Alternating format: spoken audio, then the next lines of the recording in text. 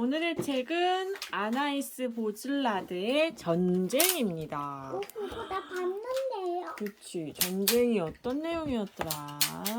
무서운 내용이었나? 아니요? 이 사람의 뒷모습인지 누구지? 전쟁이었습니다. 내일 아침 남자들은 전쟁터로 갔습니다.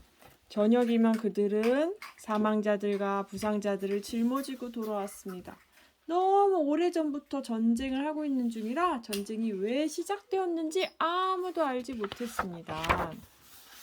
빨간 나라의 왕 빅토르 2세는 자기 나라 군인이 얼마나 남았는지 세고 또 세웠습니다. 10 더하기 20 그러면 몇? 80. 30. 그러니까 30이네. 거기다가 80 이거는? 50을 더하면 80. 80명밖에 안 되잖아. 80명으로 전쟁을 해서 어떻게 이겨? 왕은 울상을 지었습니다. 빨간 나라의 왕 빅토르 2세에게는 다행히도 쥐일이라는 아들이 하나 있었습니다. 쥐일 왕자는 왕자가 있는 방에 들어가면서 말했습니다. 아버지, 용기를 내셔야죠. 그래서 왕은 용기를 되찾았습니다. 오, 여긴 파란색이네.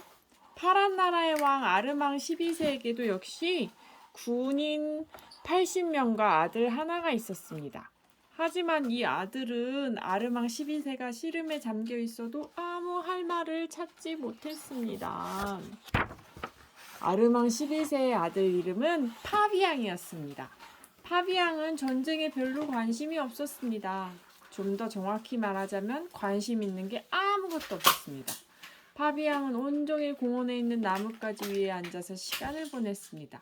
어느 날 파비앙은 쥐일 왕자에게서 편지를 한 통 받았습니다. 우리 아버지들에게는 이제 군인이 별로 없다. 그러니 사나이답게 무기를 들고 말에 오르라. 내일 아침 전쟁터에서 너를 기다리겠다.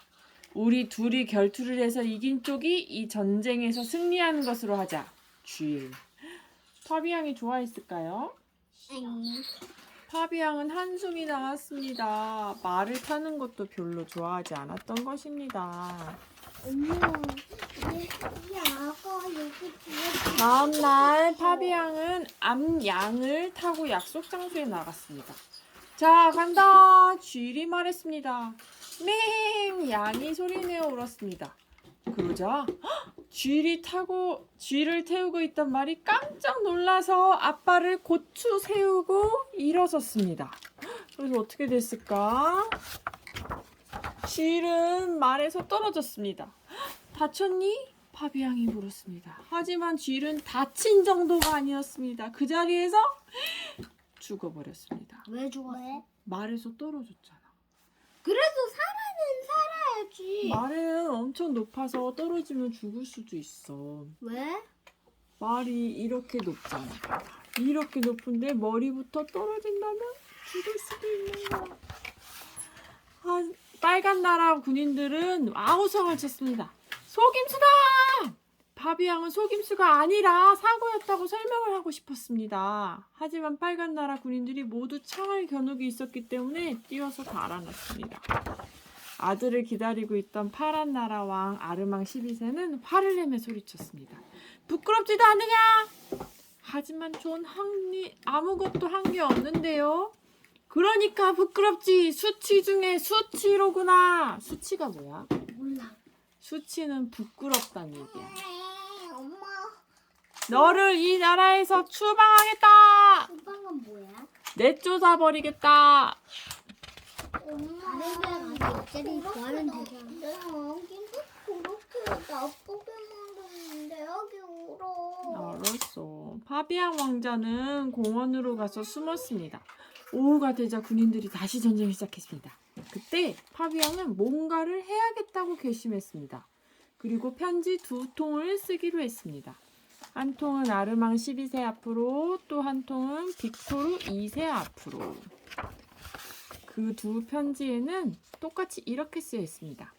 저는 바질 4세가 다스리고 있는 노랑 나라로 왔습니다. 제게는 이제 굉장한 군대가 있습니다. 자, 사나이답게 무기를 들고 말에 오르십시오. 내일 아침 전쟁터에서 기다리겠습니다. 파비앙. 파랑 나라의 왕 아르망 12세는 그날 저녁에 그 편지를 받았습니다. 이런 녀석이 내 아들이라니 뭐 굉장한 군대라고? 기껏 해봐야 군인이 8이나 될까 말까 할 텐데. 좋아! 내가 아주 박살을 내놓겠다! 빨간 나라의 왕 빅토르 2세는 그 편지를 받고 어깨를 으쓱했습니다. 그리고 결투에 속임수를 쓰다니 가만히 놔두지 않겠다고 선언했습니다. 그는 편지를 주머니에 집어넣고 잠을 자러 갔습니다. 잠. 빨간 나라의 왕은 파란 나라 군대가 다가오는 것을 보고 깜짝 놀라 외쳤습니다.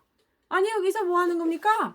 우리는 노랑 나라 군대를 만나러 가는 길이오. 그러니 어서 길을 비키시오.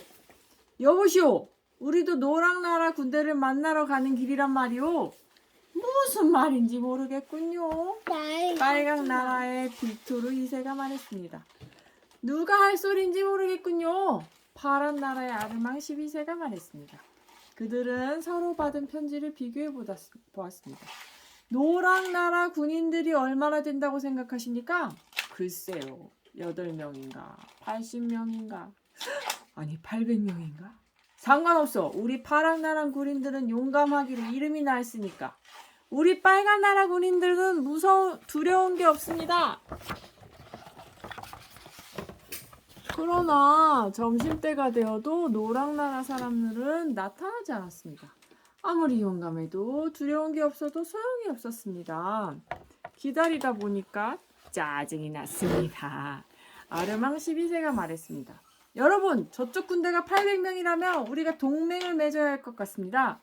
그 말이 맞습니다. 빅토르 2세가 맞장구를 쳤습니다. 그들은 오후 내내 기다리고 또 기다렸습니다.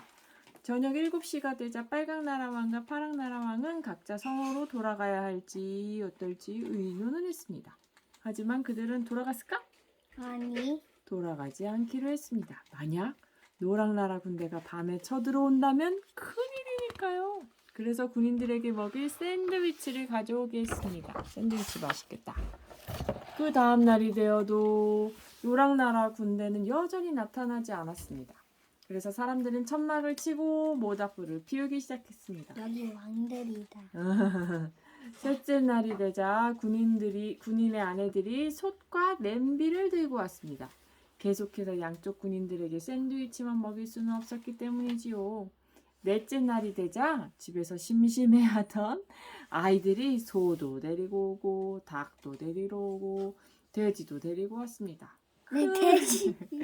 큰 아이들은 돼지랑 닭고기랑 우유 먹으려고 하는 거 아니야? 여기 젖소도 있잖아. 아니 거기서 젖소에서 나오는 우유 먹이려는 거 아니냐고. 그런가 보네. 아니면 우유 스프나 우유를 끓여서 만든 따뜻한 우유나. 맛있겠다. 큰 아이들은 장사를 시작했습니다. 10째 날이 되자 전쟁터는 무슨 여기 봐봐. 마을처럼 보였습니다. 그치? 파비앙은 이렇게 생각했습니다. 난 군대가 없어. 있어 본 적도 없고. 하지만 내 덕분에 전쟁은 끝났어. 여기 마을 같다 진짜. 뭐야? 아무것도 안 저 하고 녀석. 마을이 됐네. 전쟁이 끝났네. 그제서야 파비앙은 노랑나라의 왕 바질 4세를 찾아가 그동안 있었던 일들을 이야기했습니다. 바질 4세는 읽지도 않은 군대 이야기가 나올 때는 아주 많이 웃었습니다. 그리고 주일 왕자가 그렇게 어처구니 없이 죽었다는 이야기를 듣고는 좀 울기도 했습니다. 그는 또 싸우다가 죽은 이름도 모르는 빨간 나라와 파란 나라의 군인들을 위해서도 눈물을 흘렸습니다. 바질 4세는 파비앙이야말로 가장 영리하고도 현명한 사람이라고 생각했습니다. 그래서 파비앙한테 자기는 아들이 없으니 노랑나라의 왕자가 되어 이 다음에 노랑나라를 다스려달라고 부탁했습니다. 파비앙은 아주 훌륭한 왕이 되었습니다. 파비앙이 다스리는 동안은 아무리 작은 전쟁도 일어나지 않았으면 물론이고요. 그럼 80 더하기 80은 60이야? 80 더하기 80은 160이지. 100